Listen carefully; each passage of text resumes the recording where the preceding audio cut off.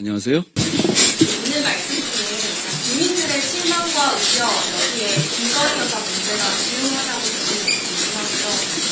그동안 효율적으로 제시하셨던 특별감찰관 수준이 내용을 듣고 있는데 그걸 앞으로 어떻게 좀 풀어나갈지 궁금합니다. 김여사 관련 문제에 관해서 우려와 걱정이 있고 그 문제가 주요한 부분이라는 것은 뭐 분명합니다. 뭐 그걸 제가 말씀드려야 하는 상황은 아니잖아요. 특별감찰관에 대해서는 저는 이렇게 생각합니다. 특별감찰관은 권력을 감시하고 권력의 문제를 사전에 예방하는 게 굉장히 중점에 있는 기관이에요. 지금 그런 역할과 기능이 반드시 필요합니다. 우리 국민의힘이 그것조차 머뭇거린다면 정말 민심을 알기는 아는 거야? 라는 생각을 하실 겁니다. 여러 가지 당내 다른 생각이 있을 수 있고 우리 국민의힘이 이견을 존중하는 정당이기 때문에 이견을 서로 토론할 충분한 절차는 필요하고 보장되어야 합니다.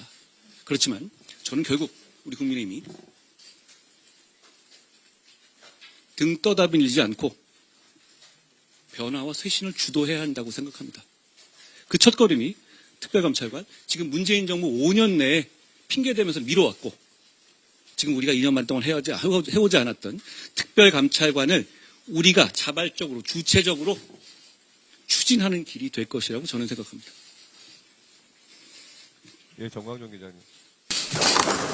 안녕하세요. 한별 김광재입니다. 저는 계속 여기서 하고 특별감찰관 관련해서 질문을 드리고 싶은데 김건희 여사가 얽힌 여러 문제를 특검이 아니라 특별감찰관만을 해결 가능한 먼저 여쭙고 두 번째 질문으로는 특별감찰관이 감찰 가능한 비리 행위에 김 여사가 문제가 됐던 역사보다도 공정계의 의혹 같은 경우는 포함된다고 보기 어려운데 특감의 실효성이 특감이 고입된다고 하더라도 실효성이 있다고 보십니까?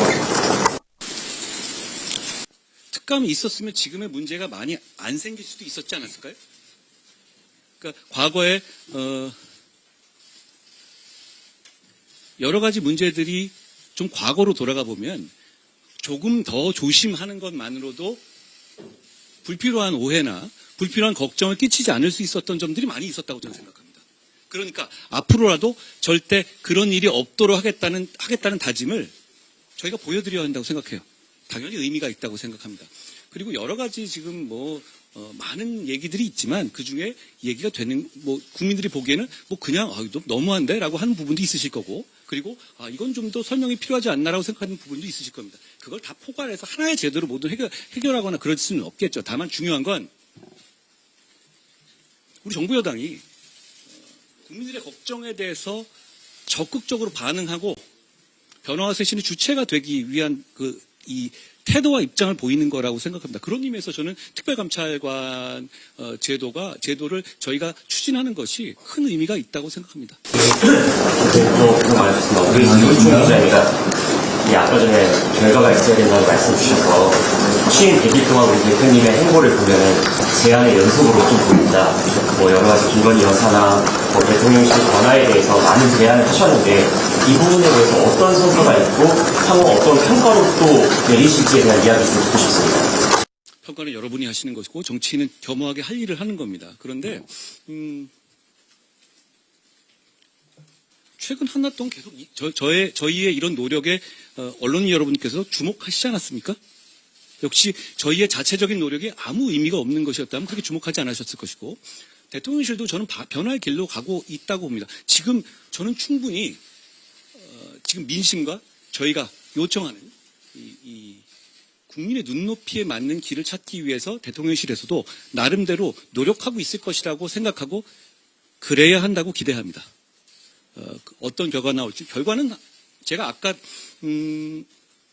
모두 말씀에서 말씀드렸다시피 결과는 하나입니다. 국민 눈높이에 맞추고 민심에 따르는 겁니다. 그거 이길 수 없습니다. 그 앞에서 정치는 겸손해야 하고 우리 진영과 우리 국민의힘은 그래야 위기를 극복할 수 있고 그래야 정권 재창출을 할 수 있습니다. 그렇기 때문에 그 길로 결국은 갈 수밖에 없습니다. 지금 그 변화의 초창기인데 제가 맨 앞에 서서 뭐 바람이 오는 건 맞겠습니다. 뭐 그러라고 제가 당대표가 나온 것이고요. 결국은 우리는 민심을 따르게 됩니다. 그런데 저는 그 시점을 놓치지 말자는 겁니다. 그리고 그 주체가 우리가 되자는 겁니다. 그래야만 국민들께서 우리에게 믿음을 주실 겁니다. 좀 더 얘기하자면 이렇거든요. 우리 국민의힘과 보수진영이 위기라는 건 많이 공감하실 거예요. 저희 부산 금정에서 61% 정도의 득표를 했습니다. 대단히 무거운 책임감을 느껴요. 그런데 부산에서 우리 국정 지지율이 27이 나왔어요. 괴리가 굉장히 크잖아요. 저희 금정에서 우리 국민의힘이 부산의 시민들께 호소드렸던 것은 우리가 한번 바꿔볼 테니 기회를 주십사 하는 거였어요. 민심이 대단히 안 좋았습니다. 그런데 그 약속만으로도 그 40에 가까운 괴리를 만들어주셨어요. 그렇다면 역설적으로 우리가 민심에 조금만 더 다가가고 더 노력하는 모습을 보이기만 하면 저희는 돌아섰던 민심이 돌아올 거라고 생각해요. 아주 단순합니다. 그걸 하겠다는 겁니다, 저는. 그리고 그게 늦어지면 이게 고착화될 것이고 백약이 무효할 겁니다. 지금은 저는 이 돌아섰던 분들, 27과 61의 차이의 분들은 조금만 잘하면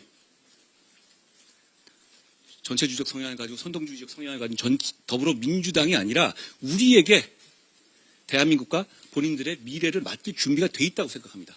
저는 그만큼 한 발짝 더 움직이고 그 노력을 하자는 것이고 그게 늦으면 소용이 없다는 생각을 하는 겁니다. 그런 절실한 마음으로 제가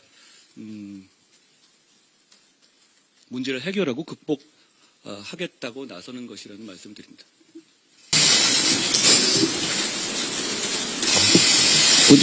한국경제신문 문경호 기자입니다. 말씀하신 대로 선거가 있어서 그런 건지 지난주에 지지율 조사를 보면 대통령 지지율이 좀 떨어지는 가운데 당 지지율은 좀 올랐더라고요. 그게 꼭 긍정적으로 보실 부분이신지 혹시 그 부분에 좀 위험은 없을 수 있지 하고 부탁드립니다. 지금 국민들께서는 당과 정에 지금 이 나라를 5년 동안 맡기셨습니다.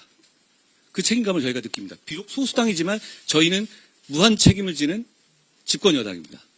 그렇기 때문에 그 차이 문제는 어떻게든 간에 어떤 관점이든 국민의 민심의 눈높이에 어떤 쪽이든 간에 민심의 눈높이에 맞고 민심이 원하고 국가를 위해서 조금 더 바람직 방향으로 움직이고 서로 간에 거기서 시너지를 이루면서 상생할 수 있어야 하는 겁니다. 그러니까 그게 뭐 한쪽만 더 낫다 이런 분리 같은 거는 의미 없습니다.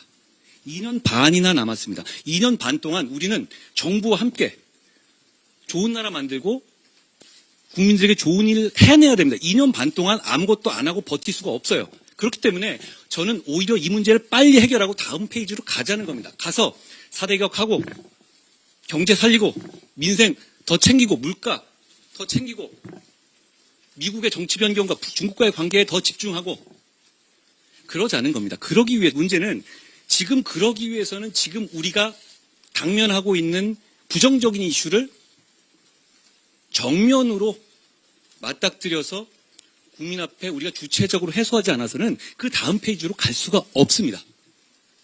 그 마음이라는 점을 말씀드립니다. 결국 특별감찰관 단철이 안 되면 당내에서 자체 특검안 발의 의사가 있으신지 궁금하고요. 두 번째는 당강양약이라는 새로운 도주 브랜드 내놓으셨는데 이재명 대표가 대선 출마하면서 내세웠던 억강제약과는 좀 어떤 차별화 포인트가 있는지 궁금합니다. 특별감찰관은 관철되어야 하고 그렇게 될 겁니다. 그렇게 말씀드립니다. 그것도 안 해가지고 우리가 어떻게 민심을 얻습니까? 저는 그렇게 생각해요. 그건 미래에 관한, 주로 미래에 관한 것이고, 앞으로 더 조심하겠다는 건데, 조심 안 할 겁니까? 관철될 겁니다. 그렇게 답드립니다. 그리고, 강강약약이라고 말한 걸 브랜드로 삼는 건 아니고요. 제가 어디 청년, 영면접 행사에서, 보수의 어떤 본질적인 그것이, 강약약강이 아니라 강강약약이어야 하고 그런 물론 약자라고 해서 무조건 옳은 건 아니지만 그래도 정치와 사회의 기본적인 기저에는 강강약약의 정신이 관통하고 있어야 한다는 말씀을 드렸던 거고 그리고 저도 개인적으로 스스로 그렇게 살아왔다고 생각하기 때문에 말씀드린 거고 브랜드한다는 취지는 아닙니다. 차이는 이재명 대표는 그렇게 살아오지 않으신 것 같은데요. 그게 차이 같습니다. 생각이 있으시니까 당연히 강력하게 대통령 기질에 대해서 평가가 다양하게 나오는 것 같아요. 문재인으로부터는 당내 일반 모든 방식에 대해서 너무 거칠다라는 지적도 있고 당내에서 실천된 것 아니냐는 지적도 있습니다. 여기에 대해서 앞으로 어떻게 행복하고 소관해 나가는지. 보통 이제 그런 절차에 대한 얘기들은 내용에 대한 불만에서 나오는 경우가 많잖아요. 그렇죠? 그런데 말씀하신 취지를 제가 충분히 경청하겠습니다. 제가 10개월밖에 안 됐잖아요. 그리고 한 달 100일밖에 안 됐고 그런 부분을 조금 더 보완하면 좋겠다고 생각해요. 그래서 제가 아침, 점심, 저녁 계속 중진분들 말씀 듣고 그러면서 많이 배우고 있는데요. 그 부분에 대해서는 제가 경청하겠습니다.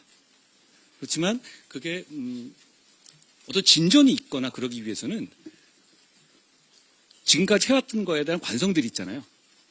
그러면 쭉 다 이어진 다리를 통과하면 좋겠지만 어떤 문제 해결이나 진전은 또 돌다리를 건너뛰어야 될 때도 있는 겁니다.